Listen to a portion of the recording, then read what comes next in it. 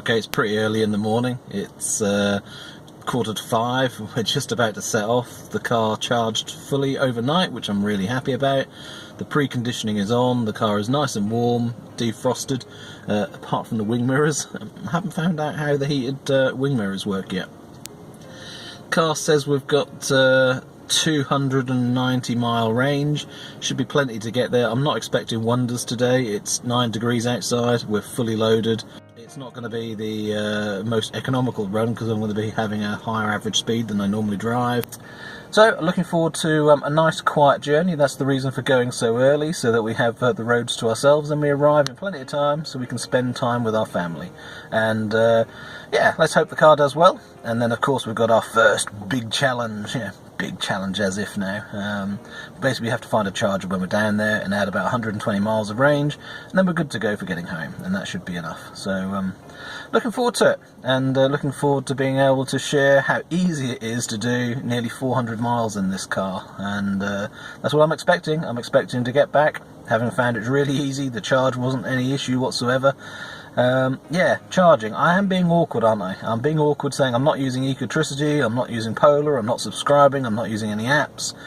Am I sort of challenging myself? Well, yeah, I am being a bit awkward. I could make it easier on myself, but I don't think you should have to. So, now, partly this I suppose is a good test to see how easy it is to find a charger when your personal choice of chargers is very limited rather than using everything.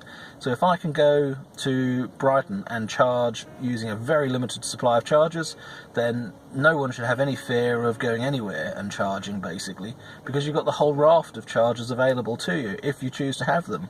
And I think what I saw was most of them were Polar, so yeah, having a Polar card would really help. So it's another thing to do in the future. I think I'll have to get a Polar card at some point, just for the contingency of having so many different chargers to use. Anyway, right, we're off now, so catch you again soon. We stopped at Thurrock motorway services for a comfort break. There were 3 Ecotricity rapid chargers there, but we didn't need a charge, so we didn't stop. We carried on. So we arrived at Eastbourne, 180.5 miles travelled, 78 to go on the GOM. Plugged straight into the Instavolt charger. There was nobody there waiting, nobody there using it, and it was on free vend. Perfect. And the car said it was going to take 41 minutes to get to 80%, which was absolutely perfect to stretch your legs and give Cracker a little walk, because, yep, he needed a break too.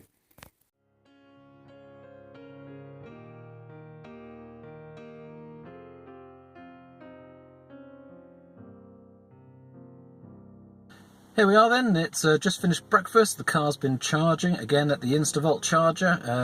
I went back to it twice to make sure that it didn't finish and I wasn't blocking anyone. First experience, and certainly didn't want to do that. And yeah, it ended up finishing on 100% after the second time of going back. Very, very happy. What I did notice, from 95% onwards, the Instavolt was only charging the car at 1 kilowatt.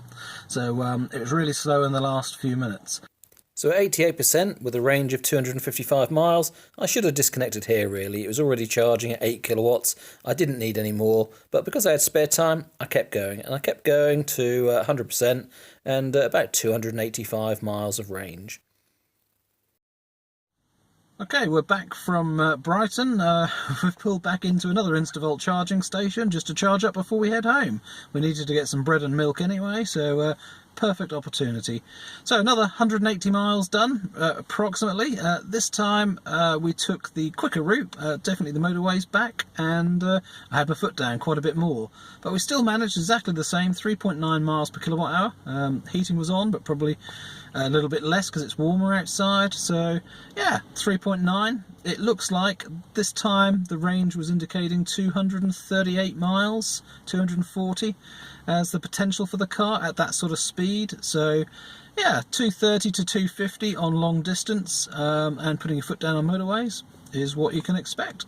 Anyway, the Kona's done really, really well. I'm really pleased. We're back with over 60 miles left of range, and comfortably from Norwich to Brighton, 180 something miles, and charging is no problem whatsoever. And yeah, it's a bit staggering as you go past places and you're seeing where other chargers are, and you think if you're in an original Leaf or a Zoe or an Ioniq, you'd need to be charging a lot more. We've just done this trip, 180 miles. Doesn't seem like a long way, but to an electric car driver, 180 miles is a long way. Some cars will make it, but they'll be bloomin' empty by the time they do. So it's been a really interesting trip to try and exceed the range of the car and to see what the charging was like. I've almost enjoyed doing it as a test, but the fact that it's for free is just phenomenal. I am so lucky to have got into electric cars now and be able to enjoy not just cheap fuel, but free fuel. It's incredible. So anyone thinking about getting an electric car? Well, if you do it later, you'll get less subsidies. If you do it later, you won't get these free vends on the chargers. It's just going to get worse and worse. So it's a really good time to have an electric car now. I am certainly enjoying it. Thanks for watching, everyone. Thanks for sharing and subscribing. If you haven't already, don't forget to subscribe. There'll be an icon up here soon. Thanks a lot. Take care and see you soon. Bye-bye for now.